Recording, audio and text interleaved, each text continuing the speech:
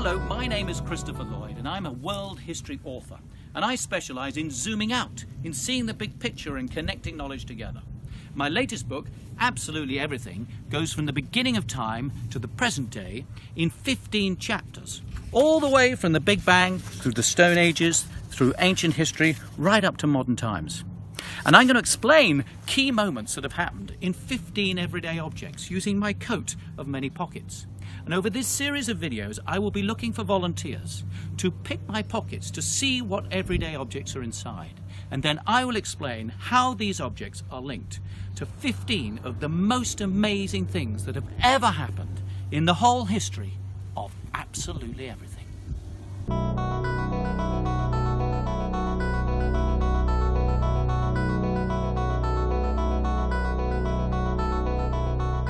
Help us on our way, we have a wonderful volunteer whose name is... Helen. Nice to meet you, Helen. Hi, nice to meet you. Helen, now I have to warn you that pocket number 1 contains the most amazing thing you will ever see in your life. Okay. I just want to warn you. All so right. It's a special day. Take a big deep breath.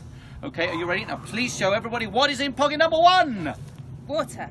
Ah, yes, a bottle of water. Yes. Right. Now, maybe you're feeling a slight sense of anticlimax. Maybe you were hoping it was going to be like a bar of gold or an iPhone 7. Would have been nice. Would have been nice. Okay, well, let's just try this once more, and I will show you and prove to you how amazing this object is. Okay. Imagine that you have been walking in the desert for 3 days. Okay. And had nothing to drink. Yeah. Now, just tell me, how would you feel? Very thirsty. Yes, and how would you, more than that, give me some more descriptive. Exhausted. You would go on, act it out, exhausted. I'd be on my knees. Yes, you'd be I'd on be your knees. Desperate for water. Oh, desperate, and your And mouth is going dry, and you're and- starting to hallucinate, you know what I Yes, mean? yes. You're hallucinating, and what do you think you see in the distance? I see a lake. No, you see a man wearing a coat of many pockets. Okay. Yes, and he says, Helen! And you think, Yes. that's strange, how does he know my name? Anyway, Helen, Yes. pick my pocket number 1. Now, I want you to pick the pocket as if you hadn't drunk anything for 3 days, and this is the difference between life and... Death. Are you ready? Pick I my am. pocket number 1. Watch Helen's face. It is... Oh, my goodness, water! The most special thing in the world, because everything that's living depends on water. Without it, we would all be dead.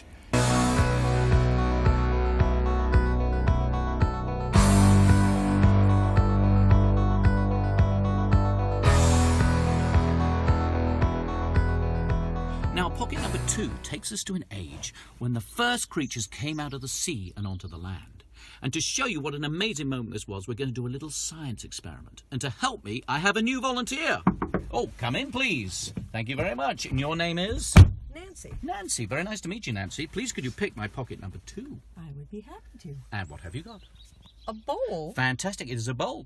Now, this science experiment proves to you how important it was for creatures to adapt to living on the land. Imagine you're a fish coming out of the sea onto the land. What do you need to be able to do in order to survive?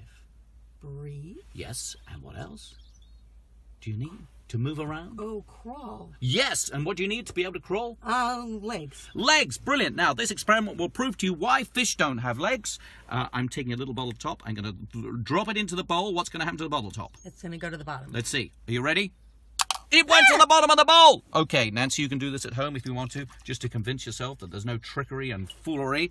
If I drop the bottle top into the bowl, what's going to happen now? It might float. Shall we see? You ready? Let's check it out. It floats! Did you Wow. see? Now, why is it floating, Nancy? What is the water doing to the bottle top? It is pushing up. Brilliant! You bottle see, top. that's why fish don't need legs. But when they come out onto the land 400 million years ago, a creature called Tiktaalik, there was no water to push it up, so it had to push itself up.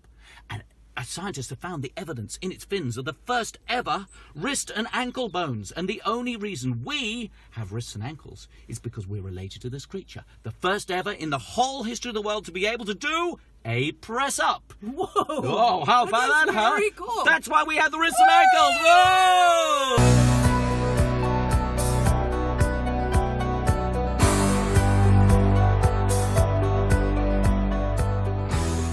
Now, my pocket number 3 takes us into the age of dinosaurs. From 220 million years ago to 65 million years ago, these amazing creatures roamed the world and dominated life on land. So, to help me explain an amazing moment in the world of dinosaurs, I have here a new volunteer to pick my pocket number 3. How do you do? Hello. And what's your name, please? I'm Derek. Derek, nice to meet you, Good to Derek. see There we are. Thank you for helping. Could you please pick pocket number 3? We're in the age of dinosaurs in our story, and I wonder if you could show everybody what we've got in pocket number 3.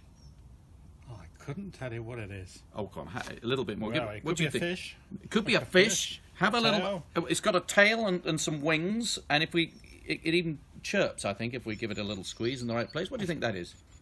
Oh, it's a little bird. It's a bird, exactly. Now, why do you think, Derek, we have a bird and we're talking about dinosaurs? Wow. Any idea? Good question. I know birds are quite old, They're but quite old. Well, for a long time, scientists didn't really know what birds were. So, do you know what they called them?